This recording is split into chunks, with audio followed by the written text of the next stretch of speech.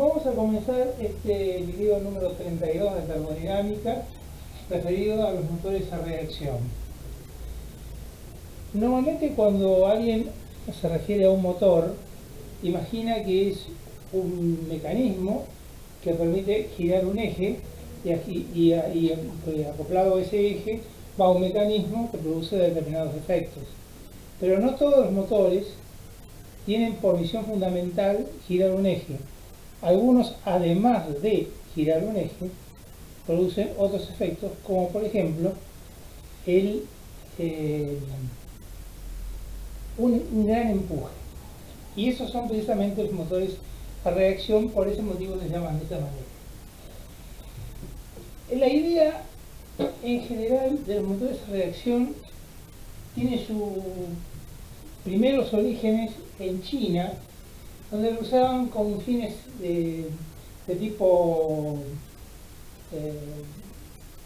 de fuegos artificiales, las cañitas voladoras, elementos cuyo objetivo era producir un chorro de gases y hacer que el cuerpo salga hacia el espacio, produciendo una trayectoria iluminada que producía un efecto agradable. Pero sin embargo no tenía una aplicación práctica. La aplicación práctica viene con, lógicamente como todos los grandes avances de la industria, viene con los conflictos bélicos que obligan a las naciones a desarrollar cosas que de otra manera hubiesen tardado años en hacerse. En el siglo XIX, la idea que se tenía ya se tenía una idea de lo que era un motor a reacción, era que si uno tuviera un recipiente con un fluido al cual calefaccionaba, acá esto representa una pequeña fuente de calor, acá también vamos a representar la fuente de calor, lo mismo que estaríamos haciendo el resto del año, producía, si uno el gas lo calentaba, aumentaba la presión. Y ese conjunto lo ubicábamos sobre un carrito, por eso le colocamos la rueda, en la posición inicial 1. Si yo ahora por algún dispositivo logro, una vez que he alcanzado una presión importante, abrir un orificio en uno de los lados, va a salir naturalmente un chorro de gases calientes o de fluidos dirigidos, por ejemplo, en este caso, hacia la derecha. Entonces, como este mecanismo, este dispositivo está montado sobre una ruedita, el conjunto se mueve hacia la izquierda. Y la idea que existía en el siglo XIX, que son los años 1800, era que el chorro de gases chocaba contra la atmósfera. Ya se conocía, ya se tenía idea de lo que era la atmósfera, de lo que era el aire, chocaba contra la atmósfera y por reacción, y ahí entonces surgió la palabra de motores a reacción, por reacción el móvil se dirigía en sentido contrario como está mostrado acá. Esta idea en sí es tan sencilla, tan elemental, que no tenía aplicación, no encontraron una aplicación realmente práctica, hasta que comienzan a ser necesarias aplicaciones de tipo bélico, de aprovechar esta idea con un beneficio. La ciencia es un constante perfeccionamiento de ideas. Así como si yo les dejara todo esto, lo cortáramos acá y dijéramos que los gases chocan contra la atmósfera y producen una reacción hacia la izquierda, por reacción, pero el móvil se mueve hacia la izquierda, no estaría mal la idea presentada técnicamente y podría ser aceptada, hasta que surja una realidad que demuestre que hay algo más aparte de todo eso. La ciencia ha avanzado a partir de la idea de prueba y error. Es decir, probamos, se nos ocurre una experiencia, la probamos, vemos si es efectiva y si resulta efectiva, damos como válida la teoría que fundamenta ese conocimiento científico. Pero después pueden surgir modificaciones, mejoras, cambios que hacen que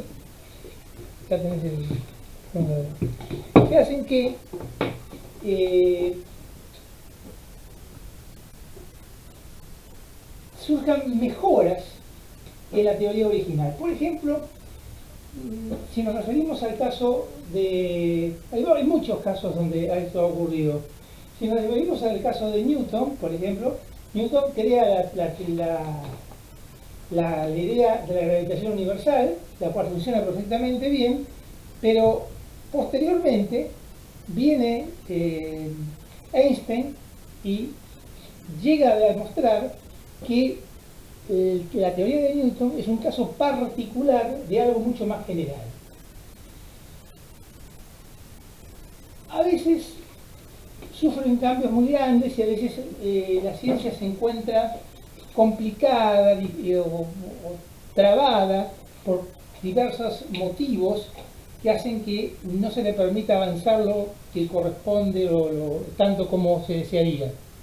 Por ejemplo, ustedes recordarán la idea de Copérnico y Ptolomeo, donde Ptolomeo pensaba que la Tierra era el centro del universo y todo se movía alrededor de la Tierra. ¿Por qué pensaba eso?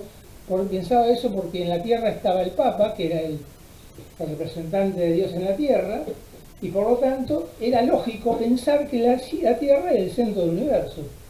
Y tan cierto era que cuando surge Copérnico y dice, no, mire, ¿sabe lo que ocurre? La Tierra gira alrededor del Sol.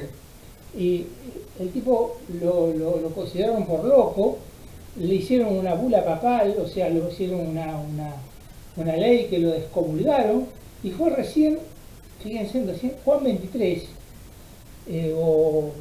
Juan Pablo II, quien se da cuenta que todavía estaba la excomunión de Copérnico y dice, no, este hombre tenía razón, evidentemente hay que levantar semejante barbaridad, y hoy comprendemos de que es el Sol el centro del sistema solar. Pero está tan arraigada la idea de que la Tierra es el centro que muchas cartas náuticas toman a la Tierra como central y a los planetas moviéndose, y el resultado es el mismo. El resultado científicamente es igual y permite ubicar la embarcación, pero no responde a la realidad. Bueno, en esto pasa lo mismo.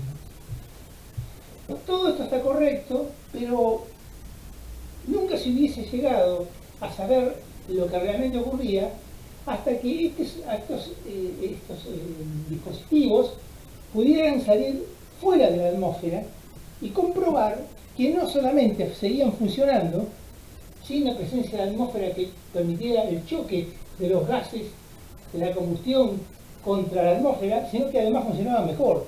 Es decir, que funcionaban en el vacío y que el principio de funcionamiento era un poco más distinto.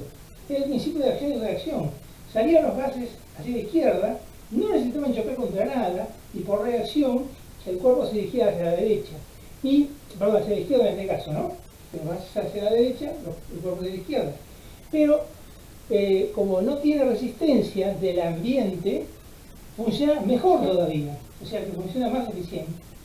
Entonces la ciencia es un constante perfeccionamiento de ideas y además es una constante lucha entre los distintos científicos. Hay infinidad de casos, cualquiera que se ponga a leer sobre el tema de los avances de la ciencia va a poder comprender que cosas que hasta no hace mucho se consideraban como verdades indefectibles, hoy se consideran como antigüedades y han sido superados, como por ejemplo la teoría del calórico, donde el calórico se consideraba como un fluido que se almacenaba en los cuerpos, de la misma manera como la energía eléctrica se almacena en los condensadores y uno puede después recuperarla, o la energía química del combustible. Bueno, la energía calórica se suponía que se almacenaba en los cuerpos y luego uno podía aprovecharla.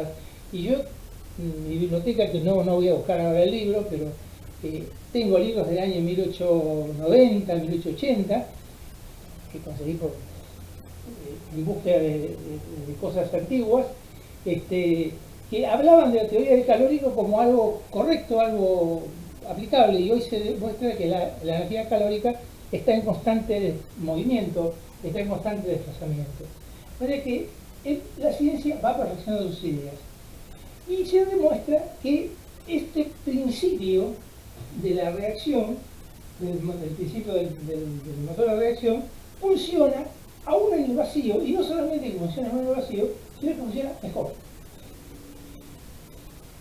Hoy ya no hablamos más del carrito con un recipiente arriba lleno de gas, el calefaccionado que le va a la presión, sino que hablamos, para poder explicar esto, de una esfera totalmente cerrada, una esfera de acero, en la cual en el centro colocamos una carga explosiva y que de alguna manera podemos explotarla. Cuando la explotamos se genera una presión importante y suponemos que la esfera no es lo suficientemente fuerte como para no romperse.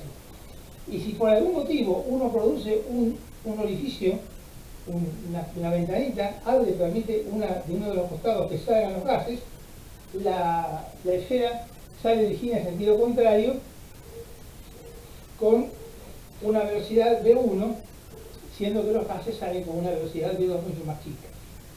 Y el principio de funcionamiento de esto está en un viejo conocido nuestro, que ya hemos hablado cuando hablamos de turbinas de vapor, que era el impulso igual a variación de cantidad de movimiento. El impulso igual a variación de cantidad de movimiento, el impulso es un vector, porque la fuerza es un vector, la masa es un escalar, pero la velocidad es un vector, entonces ambos son vectores, y resulta ser que el impulso es igual a la variación de cantidad de movimiento. Fuerza por diferencial de tiempo es igual a masa por diferencial de velocidad. De donde yo puedo despejar la fuerza con la que esta esfera va a dirigirse, en este caso hacia la izquierda, es igual a la masa sobre el diferencial de tiempo por el diferencial de velocidad. Pero, ¿qué ocurre? La masa dividido el tiempo es el caudal de gases que salen por el agujero izquierdo, el agujero derecho, perdón, del recipiente. Entonces el caudal por diferencial de velocidad. Integrando esto, suponiendo que este caudal es constante, no lo es, pero vamos a suponer lo que lo es, vemos que la fuerza que se produce es igual a ese caudal de gases por la variación de velocidades entre la velocidad del cuerpo y la velocidad de los gases. Y así llegamos al principio que ya no tiene nada que ver con la atmósfera, pero que es el principio de una gama especial de motores que es necesario tener una noción por cultura técnica, una noción de lo que son los motores del principio de reacción. Nosotros acá hemos hecho un pequeño cuadro sinóptico que resume los principales motores de reacción. Y los motores de reacción se clasifican en dos grandes grupos: aquellos que tienen compresor y aquellos que no tienen compresor. Los que no tienen compresor son los primitivos, son aquellos que el aire o el elemento comburente se comprime por efectos como, por ejemplo, la aplicación de Venturis o disminución de sección, pero no consumen energía en producir un aumento de presión. Y los con compresor son aquellos que sí disponen de un importante compresor, y en las turbinas de los aviones tienen que pensar que el 70% más o menos de la energía que produce la turbina se consume en comprimir el aire. O sea que las turbinas en sí producen una potencia muchísimo más grande que la que realmente impulsa el avión, que ya de por sí es muy grande por sí. Los sin compresores, a su vez, hay tres grandes grupos bien diferenciados y muy distintos unos de otros. Están los cohetes, cuyas aplicaciones principales encontramos en las bombas originadas por las bombas de origen B2, que se desarrollaron en la Segunda Guerra Mundial, que derivaron en estos torpedos, en los misiles y posteriormente en los cohetes espaciales. Los estatorreactores, que en principio no se le veía una aplicación muy efectiva, pero que hoy se usa muchísimo como complemento de la turbina de inyección para producir la postcombustión, que ya nos estamos pidiendo a ello. Y los pulsos reactores, que son cuyo origen son las primeras bombas de uno que se desarrollaron también en la Segunda Guerra Mundial. Siempre todos estos desarrollos son de origen forzado para que un país para poder sobrevivir. Entonces eso da origen a teorías que de otra manera se hubiesen también desarrollado, hubieran demorado muchos años más. Fueron las bombas B1 desarrolladas por el ejército alemán. Y los equipos, los motores de reacción con compresor, encontramos los turboreactores, que son los aviones, los motorreactores, que también son los aviones pero de hélice, y las turbinas de gas, que son para las centrales térmicas. Acá, el padre de todos estos engendros de motores de reacción fue un señor alemán llamado Wernher von Braun.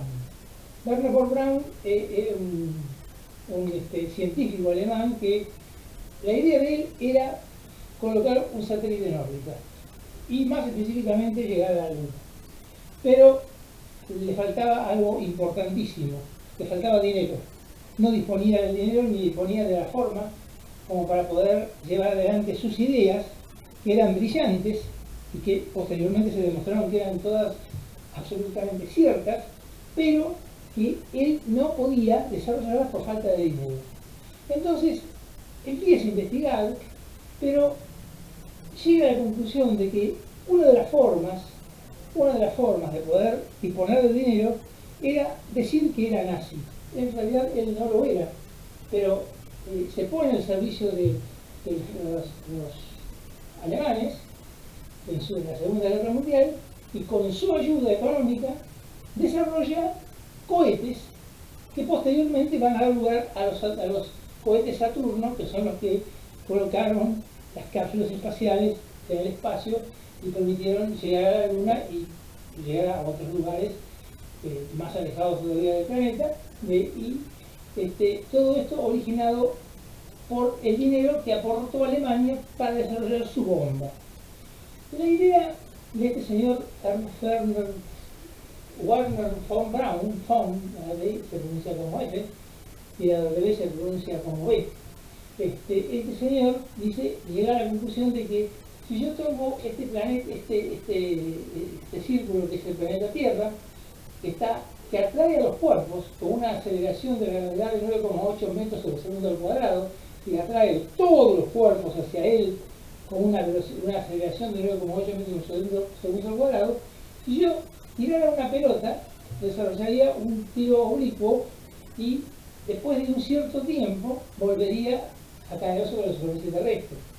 Si yo le impulsara con más fuerza, el alcance sería mayor, y si lo impulsara con más fuerza, el alcance sería mayor, pero si lo impulsara con una aceleración tan grande, como por ejemplo más de 11 metros por segundo al cuadrado, recuerden que la aceleración de la gravedad es 9,8 metros por segundo al cuadrado, si él logra impulsar un objeto con una aceleración de 11 metros por segundo al cuadrado o mayor, el objeto no solamente se eleva y produce una trayectoria, sino que empieza a caer permanentemente, pero nunca más vuelve a la Tierra. Va volviendo muy lentamente y después de cientos de años llega el momento que se estrella nuevamente contra el planeta, pero logra colocarlo en órbita. Y si logra colocarlo en órbita, puede también regular el tipo de órbita y puede hacer una serie de consideraciones. Wernher von Braun fue un gran científico. Lejos de él estaban las ideas para las cuales defendía o las que le proveían el dinero, y cuando Alemania se rinde, los norteamericanos y los rusos, pero lo logran encontrar los norteamericanos, finalmente lo encuentran en un lugar donde él tenía su estudio, su desarrollo, que se llamaba Penelude, y allí es donde lo encuentran este señor que en ese entonces tenía un brazo roto, y se ven muchas fotos de él, donde comienzan a hablar sobre diversos temas científicos y el interés que tenía Wernher von Braun en el dinero, que Estados Unidos era lo que le sobraba.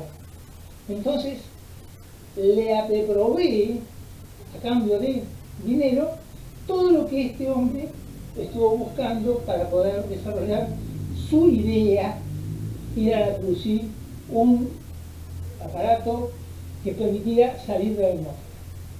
Tanto es así que después del largo rato de conversación, uno de los jefes norteamericanos le dice: muchachos, ¿por qué no dejan las armas? Y él dice: sí, claro, ningún problema, dejamos las armas y acá no estamos hablando de esto, se terminó. Y continúan hablando, y este señor llega a Estados Unidos, y no de entrada, pero después de un cierto tiempo, y logra obtener los fondos para poder desarrollar sus engendros, cuyo objetivo, cuyo alcance final fueron los satélites Saturno 1, Saturno 2, Saturno 5, cuyo motivo fundamental fue la colocación del hombre en el espacio. Los cohetes en realidad son los primeros que vamos a desarrollar dentro de los motores de aviación sin compresión. Tienen una forma generalmente aerodinámica, porque van a viajar en el espacio, aunque no sea el espacio fuera de la atmósfera, va a viajar a alturas. En la parte delantera lleva la carga útil. La carga útil puede ser de diversos tipos, puede ser una carga explosiva, puede ser una carga de tipo científica, como por ejemplo, para poder leer el clima, para poder fotografiar el terreno, en fin, diversos útiles, diversas aplicaciones, y es lo que menos pesa dentro del cohete. Necesita de un combustible, puede ser líquido o sólido. Si es líquido es mucho más liviano, si es sólido logra impulsos mayores, pero es muy pesado, y acá el peso, cuanto más pesa el conjunto, menos carga útil puedo tener.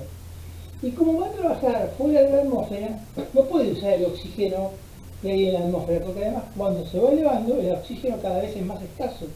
Entonces necesita llevar oxígeno líquido o sodio, que se llaman properdol, que es el comburente, para poder quemar el combustible y producir un chorro de gases en la parte de atrás. Este chorro de gases precisamente da lugar al nombre primitivo de estos aparatos, que eran aviones de chorro o equipos de chorro, porque era un chorro de gases hacia atrás. Estos gases están a nivel de fuego. Los materiales desarrollados fueron cerámicos, por eso tampoco eran muy aplicables en las primeras épocas en que esto se había desarrollado. En el cohete debemos tener presente algunos parámetros. El impulso, que es la fuerza con que él logra despegar de la superficie terrestre e ir hacia su objetivo. El tiempo en que ese impulso se va a manifestar. Hoy ese tiempo puede estar en el orden de 300, 400 segundos, y después se va agotando. La velocidad de salida de gases y el consumo específico, porque cuanto más consumo tiene, más peso tengo que tenerlo para poder llevar una carga útil mínima, que no llega ni al 10% del peso total del equipo. El problema de esta idea, que es una cañita voladora en el fondo, esta idea no podría funcionar si yo no pudiese regular la trayectoria. Para poder regular la trayectoria, tengo que disponer de varios avances tecnológicos que en sus comienzos no existían. Los primeros cohetes o aparatos para esta naturaleza no tenían ningún tipo de regulador, eran por simple apuntamiento, se tiraban y quedaban librados a la voluntad de Dios a donde caían. así se desarrollaron los primeros equipos y así se desarrollaron los primeros fracasos, porque hubo muchos fracasos hasta que se logró poder regular el ángulo adecuado para que cayera en un lugar útil, no que cayera en el campo. Después fueron avances más avanzados, avances más, no más avanzados, sino avances más evolucionados, como el emplear un radar. El radar puede ser leer directamente por medio de una cámara el suelo e ir regulando la posición a la cual este objeto se tiene que dirigir. O bien un sensor buscador de calor. El sensor buscador de calor está destinado a que si yo lanzo esto contra un avión, la fuente de calor son las turbinas del avión, entonces este aparato se va a dirigir hacia la única fuente de calor que hay en el aire, que es la turbina del avión, y busca ese calor y hacia él se dirige. Pero, como siempre, uno busca la manera de poder evadir esa tecnología, y hoy lo que se hace, lo que normalmente hacen todos los usuarios del mundo, es lanzar lo que llaman una cortina metálica en el espacio, o sea, lanzar vainas servidas a razón de 600 vainas por minuto, produciendo un cielo de vainas calientes. Entonces este objeto va contra las vainas calientes y no contra el objeto o el barco que se busca, pudiendo esquivar en cierta manera el impacto del cohete o el elemento enviado. Pero como esto también lo conocen todos, entonces se desarrolló que para objetos tirados debajo del agua se emplea más bien lo que llaman un filo guiado. El filo guiado es un carretel de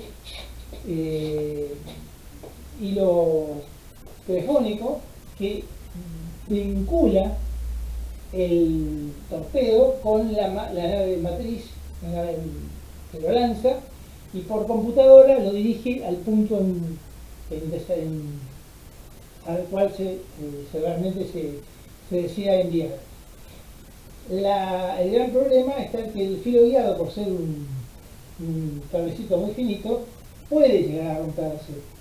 Puede tener un alcance de varios miles de metros, pero puede llegar a romperse. Hoy todos tienen trayectorias por filo guiado. Sin embargo, no siempre se usó de esa manera, y al principio lo que se hacía es un apuntalamiento visual y se contaba, una vez que se lanzaba, se contaba el tiempo que tardaba sabiendo la velocidad con que el engendro funcionaba, se contaba el tiempo con el que se escuchaba el impacto, y si el impacto se producía es porque el barco había sido hundido. Hoy todos usan filo guiado, sin embargo no todos así, porque hay embarcaciones que han sido hundidas por torpedos de apuntalamiento visual. Ya en el año 1982 todavía se siguen usando, y da lugar a una serie de conjeturas de las cuales es mejor no analizar. Argentina desarrolló un misil de esa naturaleza, que es el misil Cóndor, un misil de mediano alcance, porque permitía alcanzar 2.500 kilómetros, lo cual significaría prácticamente llegar a la ciudad de Nueva York. Como posteriormente vino los gobiernos pseudo-liberales, como los gobiernos de Menem y su ministro Cavallo, que destruyeron todos los orígenes, todos los antecedentes de este misil Cóndor. Sin embargo, todos saben que los planos existen, y se podía volver a construir. Pero el objetivo fundamental que el misil Cóndor, aparte de poder producir el arma con el objetivo militar, era también en uso civil colocar satélites en órbita.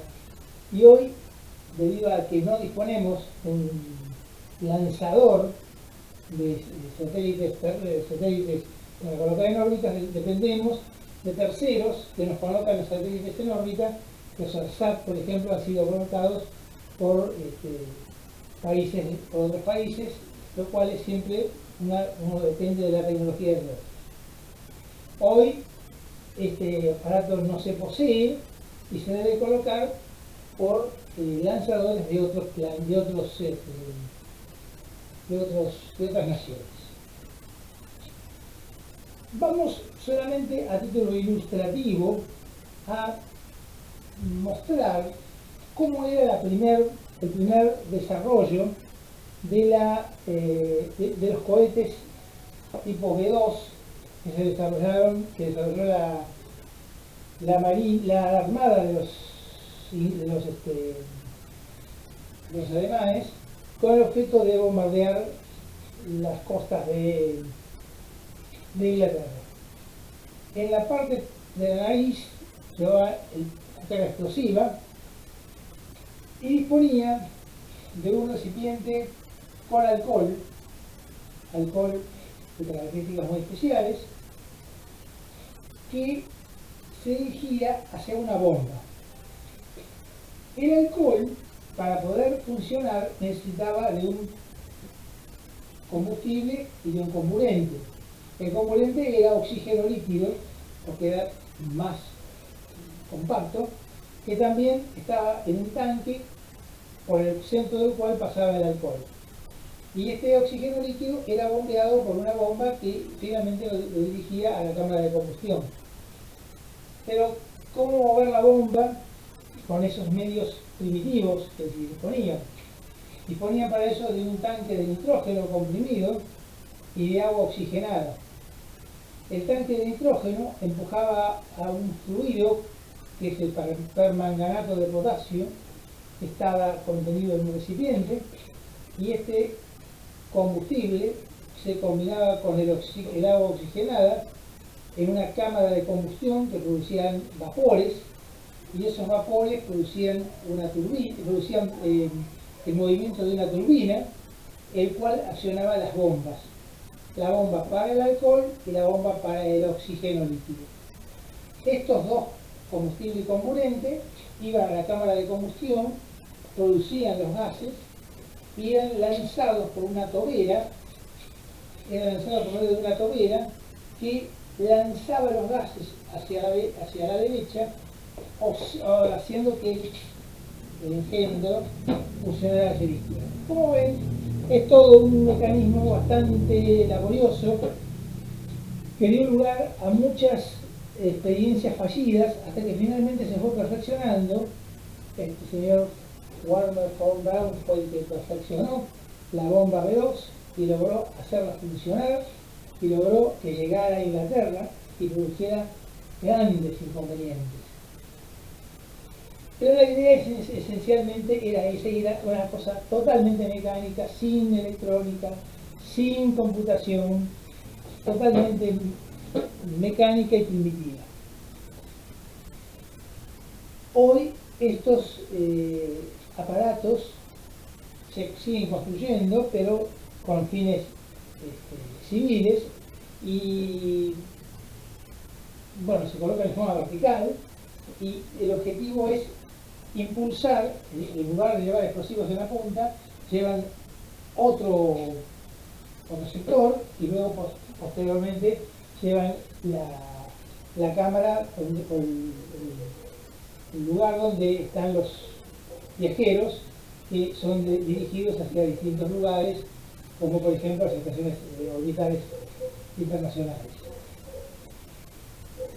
También el gran problema era la dirección. Entonces, después de una serie de experimentos fallidos, se llegó a la conclusión de que en lugar de una tobera había que colocar no una, sino más que una, sino colocar 5 toberas, y que estas toberas, en lugar de ser fijas, podían ser móviles, con lo cual uno podía ir regulando la posición, el avance de este lanzador, de este cohete, cuyo objetivo era colocar la cápsula en órbita. Esto tenía que tener una fuerza tal que produjera una aceleración superior a 11 kilómetros por segundo, 11 metros por segundo cuadrado, para poder salir de la órbita terrestre, y luego tiene reguladores que le permite hacer una órbita geocéntrica como esta, es decir, concéntrica con la Tierra, o producir una órbita ovalada o una órbita de distintos tipos. El segundo aparato de esta naturaleza es el estatorreactor. El estatorreactor en un principio se desarrolló, pero no se le dio aplicación ninguna porque no se veía la posibilidad de aplicación, hasta que se desarrolló, y hoy se usa mucho, como elemento de postcombustión. Es un motor a reacción sin compresor. Lleva en la parte delantera un venturi, una punta que corta el aire, porque el aire, cuando uno viaja a velocidades que están por encima de la velocidad del sonido, el aire se transforma en un material elástico, hay que cortarlo con un cuchillo.